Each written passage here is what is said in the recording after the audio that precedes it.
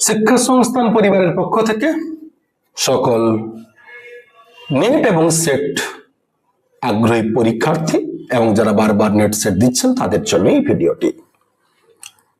শিক্ষা সংস্থান educational institution এই ইউজিসি নেট ওরিয়েন্টেড প্রচুর কোর্স কন্ডাক্ট করে এবং আজ পর্যন্ত আমাদের বহু শিক্ষার্থী সফল এবং ভারতবর্ষের বিভিন্ন জায়গায় গবেষণা এবং কর্মে রত। তাই আমাদের সেই সমস্ত অভিজ্ঞতা থেকেই কিন্তু আজকে বর্তমানে 2026 সালে দাঁড়িয়ে যারা জুন সেশনের জন্য ডিসেম্বরের জন্য ভাবছেন যে আমি নেট দেব, আপনার স্বপ্ন নেট কেন দেবেন না? আমার লক্ষ্য উদ্দেশ্য অ্যাসিস্ট্যান্ট প্রফেসর হব কলেজ ইউনিভার্সিটিতে, তাদের জন্যই। তাই যদি আপনার স্বপ্ন থাকে যে কলেজ এবং ইউনিভার্সিটিতে আমি প্রফেসর হব, অ্যাসিস্ট্যান্ট প্রফেসর হব, কারণ সেখানে এবং পিএইচডি করব, সেখানে নেট কিন্তু আজকের দিনে জানেন একটা ম্যান্ডেটারি। তাই নেট এবং সেট, কিন্তু সেট পাস করলে শুধুমাত্র পশ্চিমবঙ্গের জন্য, আর নেট পাস করলে জিআরএফ পাস করলে আপনি অল ইন্ডিয়া। তাই নেট বলুন, সেট বলুন, নেট জিআরএফ বলুন, পাস করার কিন্তু দুটো পেপার আপনারা প্রত্যেকেই জানেন। যারা জানেন না তাদের জন্য দুটো পেপার থাকে, একটা পেপার 1, একটা পেপার 2। পেপার 1-এ 10টা ইউনিট থাকে, 50টা প্রশ্ন।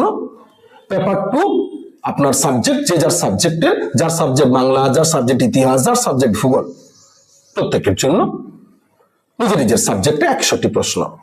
পেপার 1 বলুন, পেপার 2 বলুন, প্রত্যেকটি প্রশ্নের জন্য কিন্তু 2 মার্কস, 2 মার্কস করে বরাদ্দ। টোটাল 150টি প্রশ্ন, 300 মার্কসের। এবং পরীক্ষার টাইম কিন্তু কত না, মাত্র 3 ঘন্টা। এখানেই challenge. UGC NTA net JRF. কেন এনটিএ নেট বলছি? কারণ এই ইউনিভার্সিটি গ্র্যান্ড কমিশনের যে এক্সামটা ভারতবর্ষের হায়ার এডুকেশনে শিক্ষকতা পদের, রিসার্চের পদে নিযুক্ত হওয়ার জন্য কন্ডাক্ট করে কিন্তু ন্যাশনাল টেস্টিং এজেন্সি এনটিএ। তো এই এনটিএ নেটে আজকের দিনে কিন্তু অল ইন্ডিয়ার টপ 5 টপ এক্সামের মধ্যে কিন্তু নেট। কেন না, মেন বিষয় হচ্ছে কোশ্চেন খুব টাফ তা নয়, কিন্তু বর্তমান দিনে কোশ্চেন খুব মডারেট, কিন্তু সময় কম। মাত্র 3 ঘন্টায় কম্পিউটার স্ক্রিনে কোন রকম আপনার ওএমআর সিট এক্সাম নয়।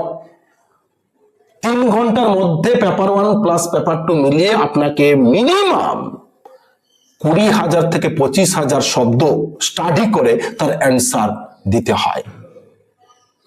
এইটাই হচ্ছে মেন চ্যালেঞ্জ। এর জন্যই কিন্তু দিনে দিনে টপ এক্সাম হচ্ছে ইউজিসি নেট। এবং তাই ইউজিসি নেট জিআরএফ যদি আপনার স্বপ্ন থাকে, সেক্ষেত্রে বলবো স্বপ্ন যদি নেট করে থাকেন তাহলে নেট করবেন না, জিআরএফ করুন।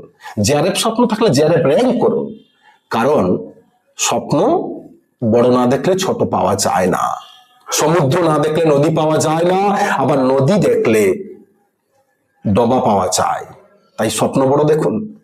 তাই জিআরএফ যদি আপনার টার্গেট থাকে, আমি একটা কথা বলবো পরিষ্কার, খুব ইজিলি বাংলা ভাষায়, মারতে হলে হাতি মারুন, মশা মেরে লাভ নেই। অর্থাৎ যখন প্রিপারেশন নিচ্ছি তাহলে টার্গেট আমার জিআরএফ র্যাঙ্ক হওয়া উচিত, যাতে জিআরএফ হয়।